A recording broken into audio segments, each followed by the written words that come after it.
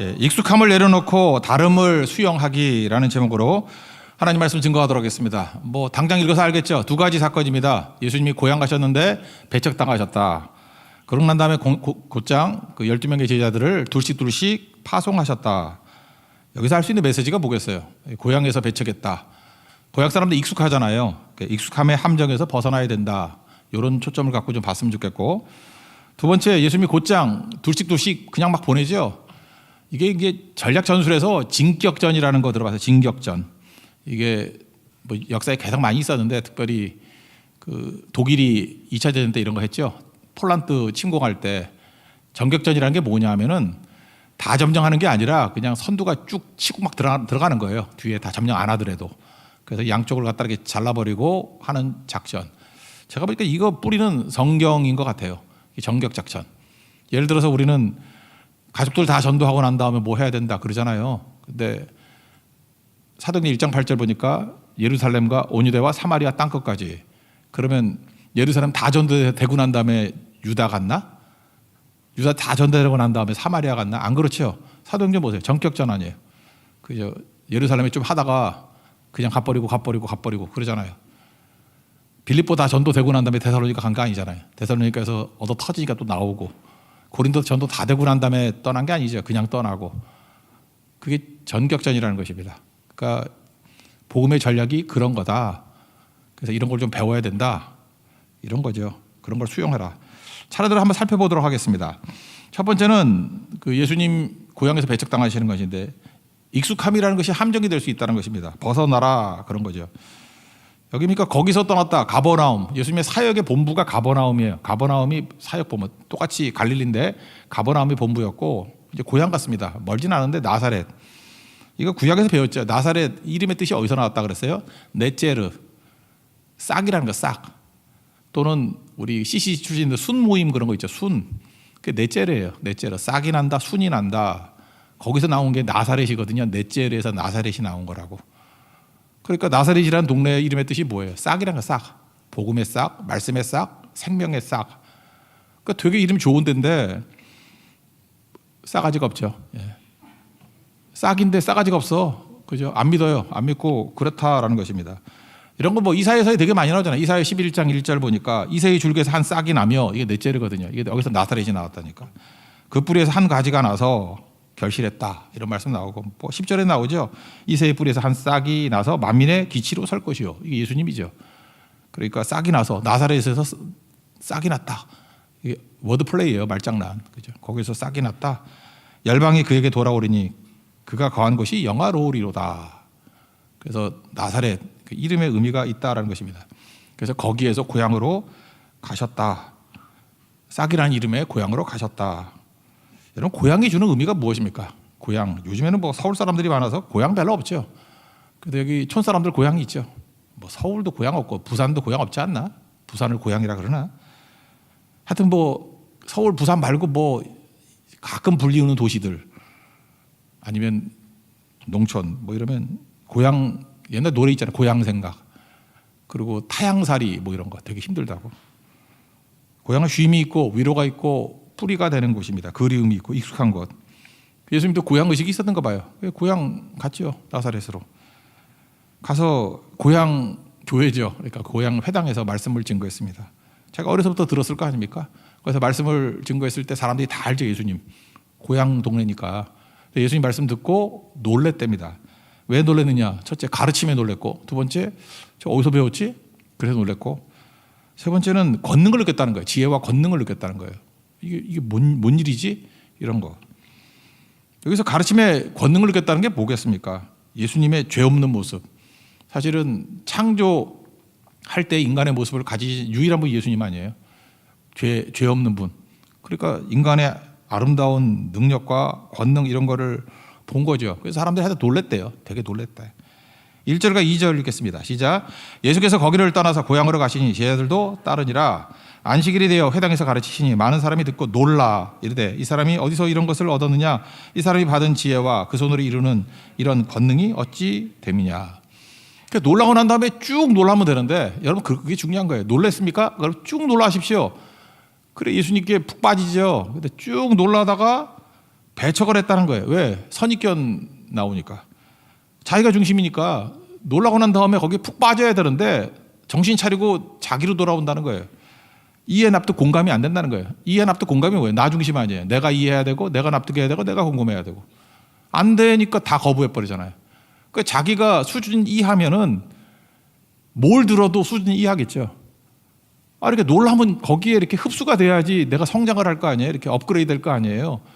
근데 그러지 않아도 뭐 잔챙이들이 자기가 이해해야 되고 자기가 공감해야 되고 납득해야 되고 그러니까 성장을 못 하는 거죠. 그러니까 문제가 된다는 거예요. 그러니까 자기가 알고 있는 익숙한 것들을 가지고 예수님을 배척을 해요. 마리아의 아들이 아니냐 그랬어요. 마리아의 아들. 원래 그 유대인들은 아버지 얘기하잖아요. 요셉의 아들 그러지 않고 왜 마리아의 아들 그러죠? 그래 백보양보에서 요셉이 일찍 죽었다고 합시다. 아버지가 일찍 죽었어요. 그러면 엄마 얘기할 수 있죠. 요셉이 일찍 죽었다. 나중에 보니까 뭐 요셉이 나오는 것 같지 않아. 그러니까 일찍 죽을 수도 있죠.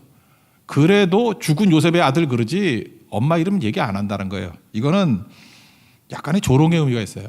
마리아의 아들이 아니냐. 동네 사람들이니까 출생의 비밀을 안다 그런 거죠. 근데 마리아 보니까 저거 결혼도 하기 전에 배가 불러오대. 사생아야 뭐 이런 거죠. 성령을 잉태함을 인정 못하고 조롱하는 그런 의미가 있습니다. 마리아의 아들이 아니냐. 목수 이건 뭐 정치 직업이라 잡직이라는 거예요. 여기저기 돌아다니면서 출장 다니면서 도와주는 뭐 그런 직업이에요. 요 목수라는 게. 그러니까 좀 천한 직업 그런 뜻이죠. 성경에서 뭐 이렇게 목수로 그 위대한 사람 뭐 있어요? 헬라 문화권의 특징이 뭐냐면 손으로 일하는 거를 천하게 여겼어요. 우리나라도 그랬잖아요. 산업공상 그랬잖아요. 헬라 문화도 똑같아. 그죠? 이렇게 공상이에요. 공상. 이렇게 손으로 하고 뭐 이런 것들 돈 만지고 이런 거 되게 천하게 여겼다고. 그러니까 목수가 아니냐. 마리아 아들 목수가 아니냐. 그리고 동네 사람 다 알잖아요. 형제들 4명 있고 누이들 최소로 봐도 예수님 형제는 6명이 있었지. 예수님이 자기까지 합쳐서 7명. 누이들 그랬으니까. 하던 남동생이 4명 있었어요. 그리고 누이들 그랬으니까 여자들도 있었고. 그러니까 아는 거 가지고 저걸 어떻게 믿어? 놀라긴 놀란데 정신 차려보니까 내가 놀라면 안 되는 거예요. 내가 미쳤지 왜 놀래? 걷는 거면서 걷는 거야. 내가 착각하고 있는 거야. 빠지면 안 돼. 정신 차리자. 정신 차리자. 은혜 받으면 안 돼. 이런 거죠. 설교 때도 그래. 이게 예배 드릴 때도 이렇게 은혜 받으려고 그럴 때 정신 번쩍 차리는 거야. 내가 뭐 하는 짓이야? 내가 10년 동안 버티고 있었는데 은혜 받으면 큰일 나. 정신 차리자. 예수하자. 막 꼬집고 그죠? 딴 생각하자. 뭐 악한 생각하자. 뭐 이러고 있었다는 거예요. 싸가지가 없는 놈이죠. 그러니까 넷째로 싹인데 싸가지가 없어요. 3절 봅시다. 시작. 이 사람이 마리아의 아들 목수가 아니냐. 야고보와 요셉과 유다와 시몬의 형제가 아니냐. 그 누이들이 우리 함께 여기 있지 아니하냐 하고 예수를 배척한지라. 여러분 익숙하다는 건 되게 좋지요. 우리가 연습 왜 합니까? 익숙해지려고. 근데 익숙한 것을 귀한 것인지 몰라요. 그래서 배척을 했다. 그런 거죠. 우리도 여러분 그거 아세요? 그 외국에 있는 많은 사람들이 홍대로 관광 오는 거 아세요? 나는 혼자 그래서 미쳤지. 여기 뭐 묻겠다고 와? 근데 이게 관광지로 와요. 제가 고성하고 그 제주에 계신 목사님들하고 이렇게 만나서 식사 대접하고 그랬던 적이 있거든요. 차를 타고 가는데 진짜 그러더라고. 여의도에서 내가 그 한강 배 유람선을 한번 태워드렸어요. 근데 진짜 그러더라고. 배 타고 가면서 와 저기 63빌딩이다 그래. 그래서 촌놈 티내네 내가 그랬는데 진짜예요. 진짜 놀란가 봐. 저 TV에서만 본 거래. 63빌딩이래. 난 그 보는 것도 지겨운데. 죄송합니다. 내 잘난 척해서. 하여튼간에 그래요. 그러니까 익숙하다는 건 되게 좋은 건데 귀한 거 모르잖아요. 그죠? 그거 보고 좋아하고 홍대로 관광 온대요. 글쎄. 그래서 항상 이렇게 갖고 있는 걸 감사히 여겨야 되는데 잘 모르는 것 같아. 누리지도 못하고. 그래서 익숙함이 힘인데 불신으로 갔다는 거예요. 불신으로. 그래서 배척하니까 예수님이 뭐라 그래요? 야, 선지자가 이렇게 익숙한 거에 매달 배척 나간다.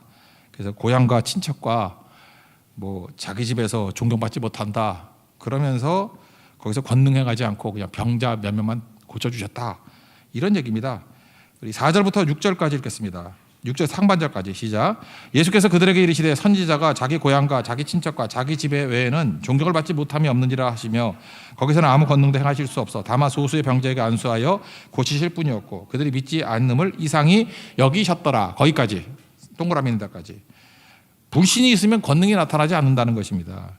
왜요? 믿음은 관계적이기 때문에. 여러분 인간이 관계적이잖아요. 인격이란 게 뭐예요? 주고받는 거 아니에요. 믿음은 인격이거든. 인격에서 나오는 게 믿음이기 때문에 내가 이렇게 받아줘야 또 예수님이 주시고 그러는 거죠. 예수님이 일방적으로 되는 게 아니라는 것입니다. 그래서 받아들여야 역사가 나타나기 시작한다는 거예요. 히브리서 4장 1절에도 그랬잖아요. 히브리서 4장 2절. 어떤 사람은 말씀을 들었는데 유익이 되지 못한대. 왜? 믿음을 결부시키지 않아서. 옛날에 믿음을 화합하지 않아서. 믿음을 섞지 않아서. 그러니까 관계적이라는 게 나타나는 거죠.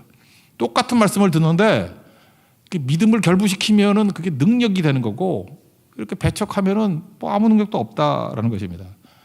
그래서 익숙함의 함정에 빠진 사람들에게 주는 귀중한 교훈. 우리가 그럴 수 있죠. 예수 좀 오래 믿고 뭐 교회도 좀 아는 것 같고 뭐 선교도 좀 다녀본 것 같고 세 가지 해야 될 것 같아요. 첫째, 놀라라. 어떻게? 쭉 놀라라. 여러분 그 매력 있는 사람의 특징이 뭔지 알아요? 잠깐 놀라는 거예요. 제가 얘기했잖아요. 젊은 여자 이렇게 늙은 남자가 좋아한다고. 잠깐 놀라니까 맛있어요. 놀라워요. 근데 그 나이 든 여자 진짜 그렇더라고. 뭐래도 안 놀래? 야, 그래도 안 놀래? 그럴 줄 알았대. 그 늙은 여우 같아가지고. 다 알아. 그러니까 놀라라고요. 놀라는 게 되게 중요한 거죠. 어떤 자매가 이제 곧 결혼을 한대요. 그래서 이렇게 얘기 나오다가 하더라고. 제가 물은 거 아니에요. 제가 앉아있는데 어떤 사람이 그러더라고. 도대체 무슨 매력으로 그 남자들이 좋대? 그러더라고. 남자들이 아닌 남자가 좋대? 그랬더니 리액션이 좋대, 그 자매가. 리액션이 좋대. 그러니까 외모 좋다는 얘기 아무도 안 하고 성격 좋다는 얘기도 안 하고 그게 성격인가? 딴 얘기 하나 하는데 리액션이 좋대. 그러면서 다른 건 모르지만 거기 있는 남자 중에 한 사람이 또 맞장구를 치더라고. 나도 리액션 좋은 여자가 좋은데 그러더라고요. 리액션이 뭐예요? 놀라는 거거든. 잠깐 놀라는 거. 하나님 앞에서 여러분 말씀을 듣거나 이렇게 성경을 읽으면 잠깐 놀라서요. 놀라워. 놀라는 훈련도 해보라고. 놀라워. 먹을 때도 혀가 놀랬어. 이러고 눈이 놀랬어. 좀 이렇게 누굴 바라봐도 놀란 표정. 실물로 보다니 이렇게 맨날 보면서도 그죠? 쉽지 않죠. 그러니까 죽어가고 있는 거예요. 그래서 그 놀라는 거. 시편 139편 14절 나오잖아요. 나를 지으심이 심히 기묘하심이라. 옛날 성경에는 신묘 막측하다. 그 영어 성경에는 I am fearfully 놀랍게 그리고 wonderfully made. 놀랍게 자기 몸 보면 놀라는 거예요. 하나님의 오 놀라우신 구세주 예수. 그러면서 내 몸 보니까 주님의 사랑이 놀랍고 능력이 놀랍고. 이거 쉬운 거 아니죠. 어쨌든 하나님께 그렇게 놀래주시면 쭉 놀래라고요. 내가 지금 뭐 하는 짓이야? 그리고 배척하지 말고 쭉 놀라는 거. 이게 되게 중요한 거예요. 그래야 고향 의식이 깨져버려요. 익숙함의 함정에서 벗어나는 거라고. 그래서 여러분들 나이와 관계없이 신앙이 좋으면 잠깐만 놀랍니다. 성경 보세요. 다 놀라는 얘기들 나오잖아요. 그렇죠? 선지자들은 잘 놀라는 사람들이에요. 그러니까 하나님의 말씀이 놀라움으로 이렇게 반응이 나오잖아요. 놀라는 종들 되십시오. 두 번째는 영접하라는 것입니다. 배척하지 말고. 저는 그 경상도 쪽에 가가지고 들었던 얘기 중에서 제가 이렇게 목사님하고 얘기할 때 제발 니네 후배들 그런 소리 좀 하지 말라고. 거기 말투가 그런 게 있는가 봐. 말투가. 그게 아이고 맨날 그게 아이고 말하면. 그래서 그런 거 하지 말라고. 그건 그 족보에서 없애버리라고. 그게 아이고 그런 거. 그게 맞고 그러든지. 그죠? 근데 그게 말투 중에 이게 접속어 같이 있는 것 같아. 그게 아이고 이게 아니야. 안 돼. 이런 거. 그런 말씀은 안 되는 거죠. 그러니까 맞장구 치는 용어, 영접하는 용어를 쓰십시오. 그러니까 어떤 일이 있으면 그럴 수도 있지. 그죠? 그럴 수 있지. 할 수 있지. 능치 못함이 없지. 이런 거. 영접이죠, 영접. 이 고향 사람들 뭘 못했어요? 영접을 못하는 거예요. 영접한단 말이 배척이지. 다 배척하는 거예요. 그래서 믿음이 뭐예요? 영접하는 거 아닙니까? 요한복음 1장 12절. 영접하는 자, 이퀄 그 이름을 믿는 자. 하나님이 자녀가 되는 권세를 주셨다고. 영접과 믿는 게 동의어예요. 그러니까 영접하라고요. 그리스도 예수 안에서는 예만 되고 아니오가 없다고 그러잖아요. 그러니까 긍정적으로 네거티브하게 나가지 말고 잠깐 영접하라고. 마리아한테 천사가 와가지고 너 처녀인데 성령으로 잉태됐다. 그게 뭔 뜻인지 알아? 아니 난 남자를 모르는데 네가 몰라도 돼. 하다 성령으로 잉태되는 게 있어. 그러니까 뭐라 그래요? 여러분 같으면 용납할 수 있어요? 나 처녀의 몸인데 에이 임신했다. 누가 날 믿어주겠어? 나 맞아 죽어요. 그러지 않고 마리아는요. 누가복음 1장 38절에서 주의 여정이 오니 누가 여정인지 모른대. 얘기하잖아요. 납니다. 그러죠. 그래 좋습니다 주님. 말씀대로 내게 이루어지이다. 이게 믿음이에요.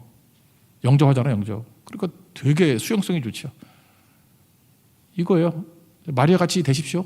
수용성이 좋은 거 이거 뭐 무서운 거지. 하나님 말씀을 쭉쭉 빨아들여 스펀지 같이. 영접이에요, 영접. 그래서 쭉 놀라라, 영접하라.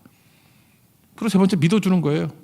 그죠? 고향에서 믿지 않았다 그러잖아요. 믿어야죠. 믿어야 권능이 나타나지. 관계적이니까.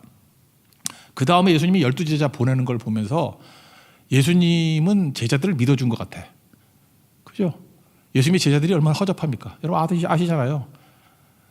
그 겟세마네 동산에서 뭐 기도 좀 하라 그래도 엎어도 자고, 뭐 누가 높냐 싸우고, 그다음에 좀 겸손하라고 발 좀 씻겨주려고 그랬더니 목욕까지 시켜달라고. 내가 때밀이냐 임마 그러면서 하여튼 말귀 못 알아듣고 그러지 않아요? 예수님도 진짜 김밥 같은 마음을 가졌을까? 옆구리가 터지고 막 미치겠어 진짜. 그런 마음이 있으실 거라고. 근데 예수님이 어떻게 하느냐 하면요, 그 6절 보니까 권능을 주시고, 그렇죠. 그 다음에 권능 주시고 두 번째 단계가 뭐예요? 믿어주시고. 성경은 없지만 믿어주셨어요. 그리고 보냈다고 그랬더니 잘하던데, 그거 아니에요? 잘하던데 12절 보니까 회개하라 전파하고, 전파도 잘하던데 많은 귀신을 쫓아내고, 축사, 귀신 쫓아내고 축사라 그러거든. 축사도 잘 하시는데, 잘하던데 많은 병자를 고치더라. 치유도 잘하던데. 그거잖아요. 예수님이 하신 일이 뭐예요? 믿어주니까 허접한 제자들도 참 잘하던데.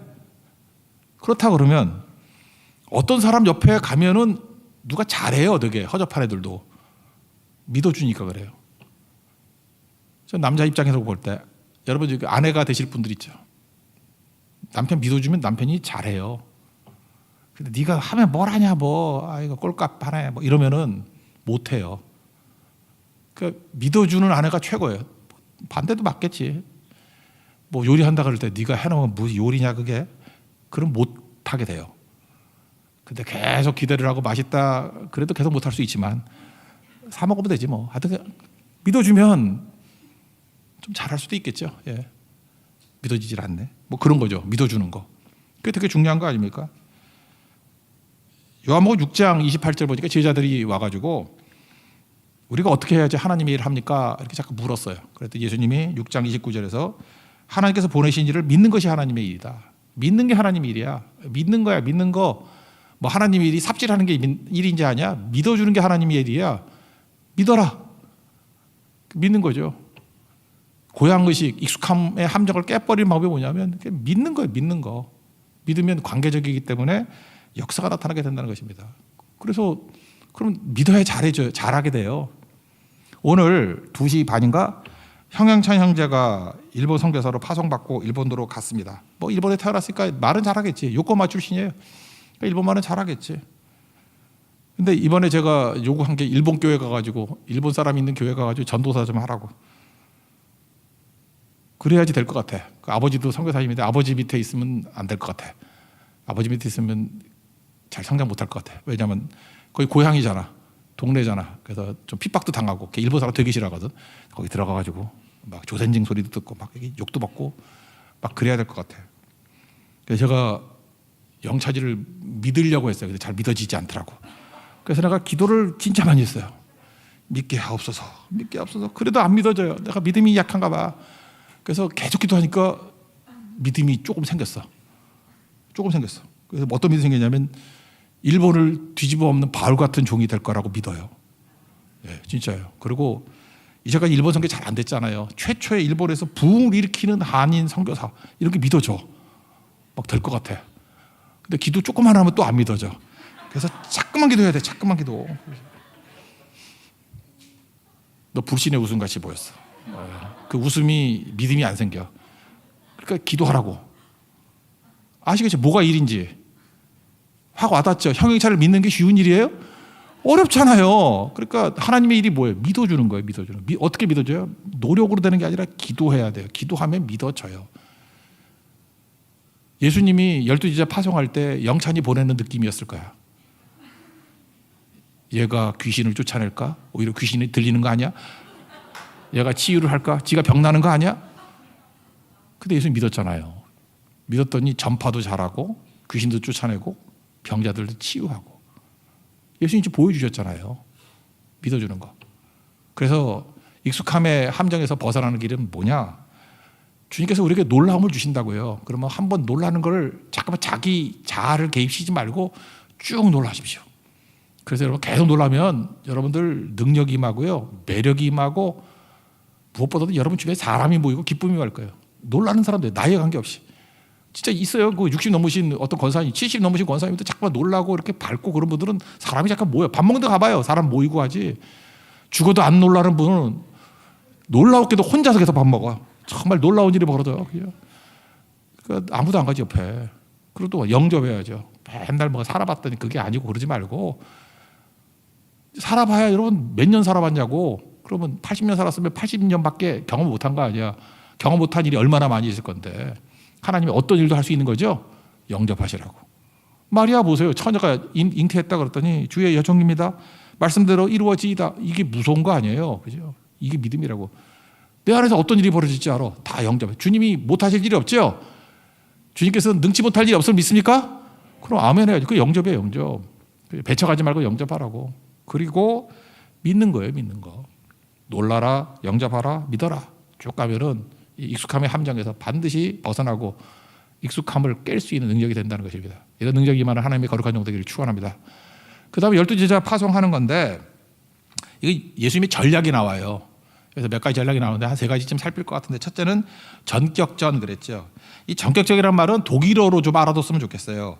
이 블리츠 크리그예요. 블리츠 크리그. 이거 뭐 네이버 같은 데 찾아보세요. 블리츠 크리그. 블리츠 크리그. 이거 이렇게 뭐 전쟁사 이런 거 할 때 되게 많이 나오는 단어인데, 전격전, 블리츠 크리그. 다 점령하는 게 아니고, 특별히 독일에서 했던 게 뭐냐, 탱크를 앞세워가지고 그냥 막 앞으로 전진 진격전 펴는 거, 막 전진 하는 거예요. 그럼 중간에 뭐 다른 군대가 있으면 다 버려두고 거기 나중에 후방에서 오는 보병이 점령하게 놔두는 거예요. 점령 안 해도 괜찮아. 이렇게 쭉 전진하면 적군이 이렇게 반으로 쪼개지잖아요. 그죠? 양쪽으로 양분시키잖아요. 그리고 깨버리는 거. 이게 독일이 있었던 거예요. 그래서 1939년도에 폴란드 침공할 때 이 전격전, 이 블리츠크리그, 이게 되게 블리츠크리그, 이게 되게 중요한 거였거든. 블리츠크리그. 이 작전이 사실 예수님께로부터 나왔다라고 볼 수도 있다는 것입니다. 이스라엘은 참 대단해. 뭐 독일이 나치가 막 학살하고 그랬잖아요. 그러면서 또 이거 그대로 배워가지고 1차 중동전 할 때, 이집트 공격할 때 이 블리츠크리그 했어요. 이 전격전.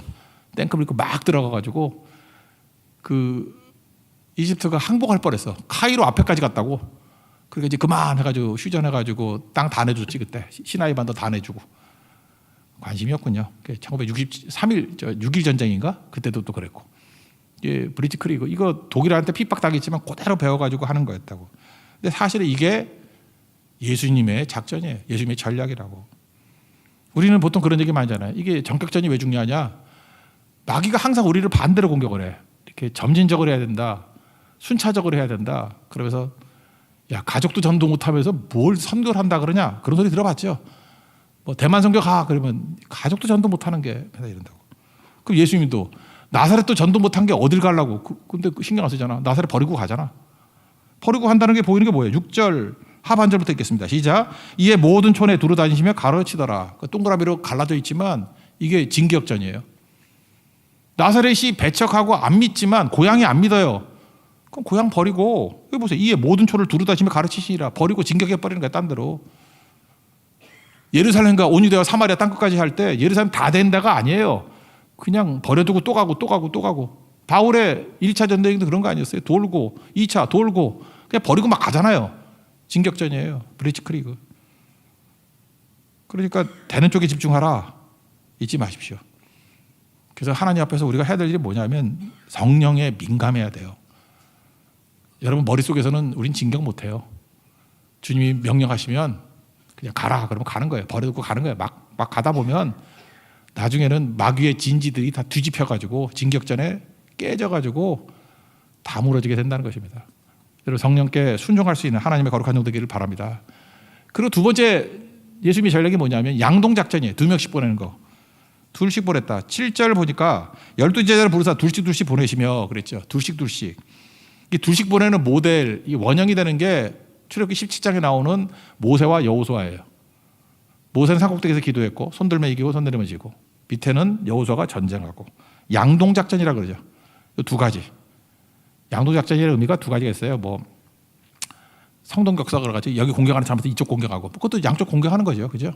또 하나는 뭐냐 하면은 두 군데 전선을 두 개로 해서 뛰는 거예요. 그죠? 그것도 양동작전. 예수님이 쓰신 방법은 모세와 여호수아 모델이라고. 홀로 가면 두려움과 낙심이 있잖아요. 근데 같이 가면 두려움도 없고 낙심도 없고 한 사람이 사역하고 한 사람은 기도하는 거예요. 이번에 우리가 15차 네팔 선교에서 이거 경험했죠. 보내는 건 딱 4명 보냈어. 그때 기도는 전 교인이 했어요. 양동작전이죠. 그죠? 두 파트, 두 팀으로. 현장팀, 기도팀. 강력하죠. 그러니까 둘씩 보낸 이유가 무엇입니까? 바로 이런 거 하라는 거예요. 이런 거. 옛날에 그 젊은 시절에 어떤 젊은 목사님이 청년 시절에 전도할 때 얘기해요. 그 여대 앞에 목사도 젊었을 때는 여대가 신경 써요. 내가 보니까 여대 가도 가슴이 안 뛰는 게 한 45대니까 안 뛰더라. 근데 30대는 좀 어색했어. 이 여대네 하고 느낌이 오는데 45대니까 졸리더라고 해야니까. 그러니까 그게 좀 달라지는 것 같아. 그러니까 청년 때는 좀 이렇게 겁난다고요. 왜 여자가 겁나요? 여자만큼 무서운 게 없잖아. 무섭잖아. 그래서 이렇게 머뭇머뭇거리고 있었는데 이제 그 앞에 빵집에 갔대요. 빵집에 갔는데 여대는 차마 여대 앞이지만 여대 못 들어가고 거기에 이제 2명의 남자가 있대요. 그러니까 여대 앞에서 결국 전도는 남자한테 하는 거야. 하나는 술 취한 남자하고 여대 앞에서 남자에게 전도를 한 거예요. 또 하나는 부처님 같이 생긴 후덕한 남자였대요. 전도할 때요. 둘이 전도 간 거예요. 전도 갈 때 항상 우리는 관상 보고 전도하거든. 저 되게 많이 경험이 있으니까 알겠죠. 이제는 알아요. 관상을 딱 보고 예수 잘 믿을 것 같은 애는 순악질이고요. 저게 예수를 믿으면 주님 오시겠다. 그러면 믿어요. 똑같은 일이 벌어져요. 술 취한 사람이 있고 부처님 얼굴 같이 후덕하게 생긴 사람 누가 믿을 것 같아요? 후덕한 사람이 믿을 것 같죠. 그래서 거기 가서 전도했대요. 예수 믿으라고. 근데 친절한 것 같은데 안 듣더래. 그런 거 아시죠? 예, 웃고 있는데 안 들어. 안 듣고 있더래요. 그래서 결국은 절벽 같은 철벽 방어해서 그 사람은 이제 거절을 하더라는 거예요. 술 취한 사람이 들려요, 안 들려요? 취했는데 듣고 있더래요. 하면서 술 취해도 들릴 수 있잖아요. 계속 들으면서 나중에 영적 기도까지 했대요. 알고 봤더니 옛날에 믿던 사람인데 타락하고 교회를 떠났던 거래요. 다시 돌아오고 자기 혼자 그런 마음이 들었대. 며칠 안에 나한테 전도하는 사람 오면 주님이 부르신 거라고. 그래서 돌아간다고. 그게 그 사람이었던 거예요. 근데 이렇게 담대하게 할 수 있었던 이유가 뭐냐면 둘이 갔기 때문에 그래요. 계속해서 한 사람은 두려움이 있고 낙심이 있고 뭐 힘들잖아요. 근데 한 사람은 용기를 내가지고 전하고 옆에 있는 사람은 표시내지 않지만 기도해 줬다는 거예요. 담대하게 해주십시오. 저 사람 마음 열리게 해주세요. 악한 마귀를 막아주세요. 그래서 선교팀은 둘이 가야 돼요. 하나는 기도, 하나는 전도. 또 역할을 바꿔가지고 이제 전도했던 사람은 기도, 또 기도했던 사람은 전도. 그래서 둘씩 갈 때 큰 유익이 있다. 그게 예수님이 양동작전이에요. 둘씩 보내는 거. 여러분 선교 갈 때도 항상 둘이 제일 좋아요. 3명이 가면 둘이 나가서 놀고요. 그래요. 그래서 둘이 좋아요. 둘씩 가는 게 예수님의 양동작전이었다. 그리고 세 번째는 단순한 믿음 선교, 페이스 미션이라 그래서 그 CCC 같은 데서는 거지 전도라는 게 있었다고 70년대. 그래서 돈 하나도 안 주고 그냥 강원도 뭐 이런 데 보냈어요. 뭐 산골 보내고 제주도 보내고. 그러면 돈이 하나도 없으니까 어디 가서 먹을 거 얻어먹고 돈 주는 사람도 있고 재워주는 사람도 있고 생각보다 이 거지 전도 가가지고 절에서 자네들 많아요. 절은 재워주거든. 절에 가면서 자면서 거기서 스님하고 대화 나누면서 너 누구냐 그러면 전도하러 왔다 그러고 뭐 하여튼 재밌는 에피소드 되게 많거든요. 그런 거예요. 근데 그거 무슨 뜻이죠? 예수님만 의지하는 법 배우는 거예요. 참 그런 낭만적인 시절도 있었어요. 거지 전도라고. 아무것도 공급 안 받고 오로지 하나님의 도우심만으로 천사의 도움만으로 전도하겠다고. 거기서 믿음의 용장들 막 나왔어요. 용장들. 그게 뭐 우리 한국에서 막 많이 부흥 일으켰던 목사님 딱 그 출신들이 많아요. 거기 거지 전도하면서 그죠? 전체가 하나님의 능력. 그게 뿌리는 믿음 선교거든요. 조지 밀러, 그 다음에 허슨 테일러. 특징이 뭐예요? 사람의 도움 요청하지 않고 기도만으로 공급받겠다라고 하는 거예요. 초창기 때는 고아 2,000명이었거든. 많을 때는 5,000명까지 됐어요. 조지 밀러. 후원 요청 안 했어요. 기도만 하는 거예요. 기도만. 하나님 먹여주세요. 그때 멀쩡한 뭐 빵 뭐 싣고 가는 마차가 망가져가지고 상할까봐 뭐 갖다 주고 뭐 그런 얘기 들어봤죠. 그래서 숟가락 젓가락 갖다 놓고 거기 포크하고 나이프겠지만 하나님께 주시고 믿습니다. 아멘. 그랬더니 빵이 오더라. 뭐 그런 거 들어봤잖아요. 그래. 조지 밀러 그 일대기 같은 데 나오잖아요. 허슨 테일러도 마찬가지예요. 선교사가 1,000명 정도 필요한데 보낼 사람이 지금 뭐 있을 때 누가 오겠어요. 왜냐하면 허슨 테일러한테는 선교사들이 많이 안 왔어요. 영국 사람들, 앵글로색손들이 그게 해양 민족이잖아요. 그래서 바닷가에만 있었어. 뭐 홍콩 있는데 거기 뭐 상해 뭐 이런데 바닷가 근처만. 근데 중국의 대다수가 내지에 살잖아요. 내륙에. 그래서 차이나 인랜드 미션 (CIM이라는 걸 만들었어. 허슨 테일러가. 그래서 중국 내지에 가가지고 변발하고 중국 사람 옷을 입고 내지에서 복음을 증거할 사람들을 찾습니다. 누가 가겠어요? 근데 기도만 하고 붙들었더니 하나님께서 뭐 1,000명 넘게 보내주셨다. 1차로 800명을 했다. 그거 기억나네. 그게 바로 뭐예요? 믿음 선교라고. 여러분 인생 가운데도요. 자꾸 사람의 도움을 요청하지 말고 오직 기도만으로 하나님의 도우심으로 승리하는 법을 배우라는 거예요. 우리 안진뱅이 고칠 때도 마찬가지 아닙니까? 은가금은 내게 여건이와. 교회는 지금 은가금만 추구해. 뭘 하려 그러면 돈이 있는지 뭐 하려 그러면 뭐 여건이 되는지. 은가금은 있어요. 근데 은가금 갖고 일을 해? 예수 그리스도의 이름의 능력을 일을 하는 거지. 그죠? 예수님이 지금 그거 훈련시키고 있어요. 단순하게 살고 너무 의지하지 말고 어디 들어가면은 그냥 너무 예민하지 말라는 거예요. 잠자리 같은데 그냥 첫 번째 간 데가 하나님 보내주신 곳이라고 생각하고 그래봐야 우리 뭐 성경하면 일주일이나 하는 거 아니야. 거기서 쭉 잘하는 거예요. 잠깐만 이렇게 잠자리 불편하다가 옮기고 저도 그랬어요.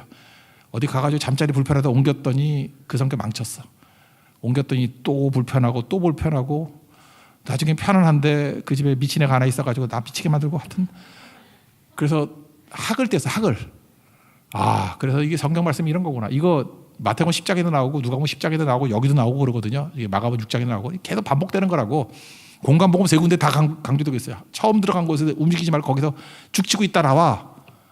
아멘에 아멘. 이제는 제가 절대 그런 짓 안 해.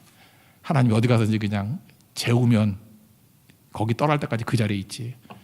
단순하게 살라는 거죠. 너무 예민하지 말라고. 그럴 때 믿음 선교가 된다. 그런 거죠. 믿음 선교가 된다. 8절부터 10절까지 읽겠습니다. 시작. 명하시되 여행을 위하여 지팡이 외에는 양식이나 배낭이나 전대의 돈이나 아무것도 가지지 말며 신만 신고 두벌 옷도 입지 말라 하시고 또 이르시되 어디서든지 누구의 집에 들어가든지 그곳을 떠나기까지 거기 유하라. 그리고 마지막 했던 일이 뭐죠? 충성 다 하고 난 다음에 이제 하나님께 맡기라는 거예요. 그리고 배척하거나 예수님 고향 같이 그러면 전격전 같이 그냥 먼지 털고 딴 데 또 가라는 거예요. 그런 거죠. 거기 너무 연연해 하지 말고 뭐 안 되는 거 붙잡고 이렇게 스토커 같이 매달리지 말고 웬만큼 전도하고. 여러분 전도도 그래요. 이게 전도하고 난 다음에 또 버리고 또 딴 데 가요. 그리고 다시 돌아서 한번 또 체크하고 그게 좋은 거지. 나는 뭐 저 사람 믿을 때까지 매달리겠다 그런 거 아니에요.